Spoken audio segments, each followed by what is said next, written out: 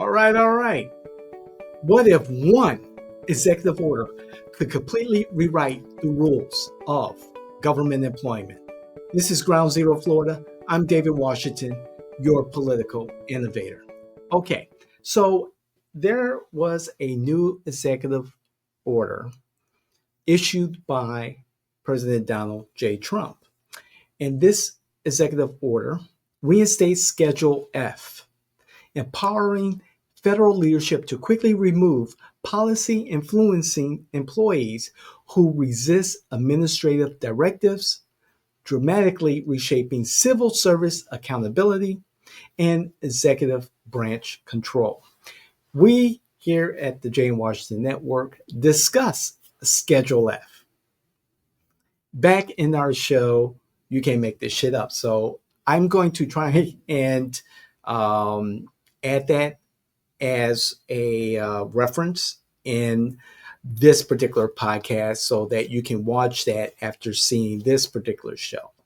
But we discuss this as President Joe Biden took office 2021 and rescinded an executive order by then President Donald J. Trump, drastically changing the status of federal employment. But now, President Trump is back in office, and his executive order, and he's got 4 years ahead of him, his executive order has now changed what it means to be a federal employee. And we've been seeing a lot of conversation about this. Recently, the president sent an email to 2 million federal employees saying, in the subject line, a fork in the road. And the president said, okay, you can resign now.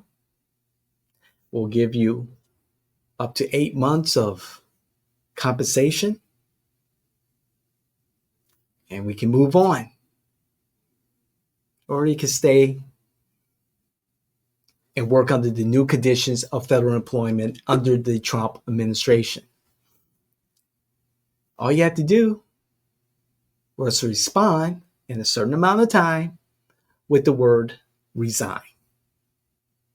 Now, advocates for federal employees who are not fans of the Trump administration and caution federal employees to take on this offer, whether it's attorneys, unions, so forth and so on, have said, hey, no, this is a raw deal, don't do it.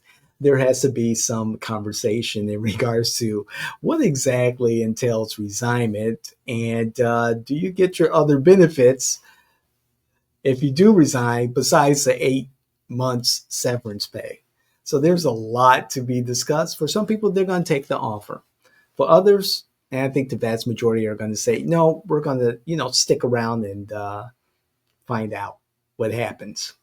So this is one of the things that kind of bugs the crap out of me, is that, first of all, the Biden administration, and more particularly the Harris-Walz campaign, but then, just the liberals in general, the Democrats in general, when we were talking about it some time ago, and it was like hair on fire, federal employees, y'all need to, be aware of this. You Democrats, if you support this administration, support, who your candidate's going to be against Trump, which was going to be President Biden. Y'all need to be shouting from the top of the hills to the very bottom of the valleys about what could happen. The what if. And at that same time, we were talking about Project 2025 more than a year before it really started picking up steam during the early part of the Harris-Walz campaign, particularly during the DNC convention. And, it's just frustrating because as I listen to um, some of the more popular podcasts in that space, the liberal space. There was no discussion. There was no early discussion of significance about Project 2025. So I sit back and, I studied Project 2025. I read the, 90 something page summary and then the 200 odd page document and said, well, Democrats, if you all really are serious about running an effective campaign and having a significant message, you all need to get on this early. The executive director of Project 2025 made 2 appearances on C-SPAN's Washington Journal. I watch or listen to Washington Journal almost every day. And there's so much information that's out there that people should be aware of, and there should be discussions about. But for some reason or another, that discussion happens when it's almost too late. Hey, here's a little tidbit. Everyone, check out Article 3 Project. Check it out. I said it. Article 3 Project. Check it out. Keep up with me. We're going to talk about that later. Anyway, in regards to Schedule 5, I don't want to say, we told you so. But I'm going to say it. We told you so. But this is what we're supposed to do. We're supposed to stay ahead of these trends. As political innovators, we're supposed to keep our pulse, our finger on the pulse of what's happening politically and stay ahead of the trends. Now, granted, President Trump has kept us very, very busy on top of all the other projects that we have. Because his administration has hit the ground running, and it is phenomenal. It is phenomenal how this president has decided in his second go around that he is going to take care of business early. He learned his lesson his first time as president, not as effective as he is now in those first days of his administration. He is showing that the MAGA agenda, the Trump agenda, will dominate and permeate throughout American politics and American society. So whether you like what he's doing or don't like what he's doing, you do have to give him credit for walking the walk and not just talking the talk and coming out and saying, hey, we're doing this and I'm doing it right now. You have to give him credit because he showed you, he told you what MAGA was going to be when he ran in 2016, when he was president in 2017 through 2020. In the 4 years that he was not president, they came after him, the Democrats, and they thought they would show him how the game was played. He had 4 years to prepare for this. He had 4 years to put together his team. He had 4 years to tell America, this is the direction that we were going to go. And he's doing that right now. Again, whether you like what he's doing or not. And regardless if you like him as a person, this is not a popularity contest. This is not a fashion show or a beauty contest. This is politics. And politics is a blood sport. And for we as Americans, we need to be better engaged. This has to be a conversation almost every day about politics from the local level up to the presidency. From what happens in our communities to what happens overseas. Because we got great Americans out there putting their lives on the line, defending democracy. We should be aware of what they're facing, even in just a little bit. But they're out there defending our everyday life. Stay involved. Stay aware. Lead healthy lives.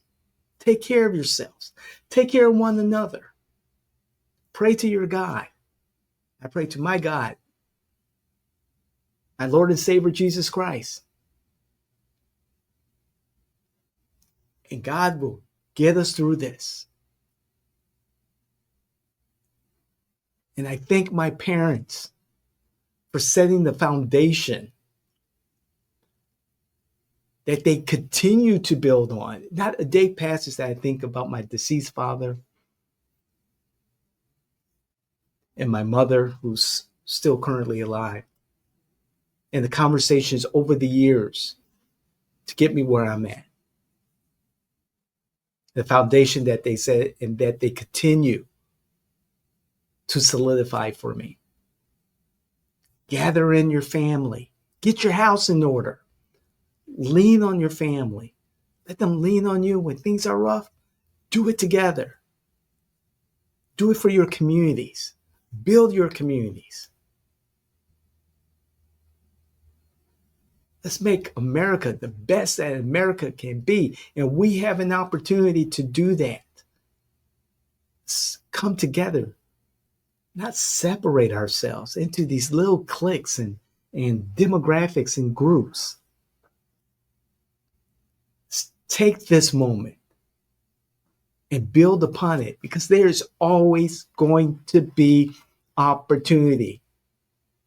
And if you can prove differently, you let me know. But there is always going to be opportunity in any circumstances. Are you willing to accept that? So this is Ground Zero, Florida. I'm your host, David Washington. I hope that you tune in the future for more. We've got interviews, we've got commentary. And please, if you think that you have friends, families, those influencers that you know, or candidates or electeds who can benefit from our content and everything that we do as political innovators, please share this content with them. And perhaps they will want to be a part of the content too. Don't be afraid. I don't bite. We'll have an honest, decent conversation, hold each other accountable. But let's have a conversation, a tactful, honest conversation about what matters to everyday Americans, their kitchen table issues. Okay? So please, again, like, share, hit the notification button, all that stuff. And more importantly, definitely, please comment. Love to hear what you have to say. And don't forget, our other shows, The David Washington Show, From the Margins with James Affont and yours truly, and of course, every Monday, 5 minutes or thereof of campaign insight, political innuendo, and the secret sauce to winning campaigns. I'm talking about countertop politics. We'll see you the next time. Love y'all.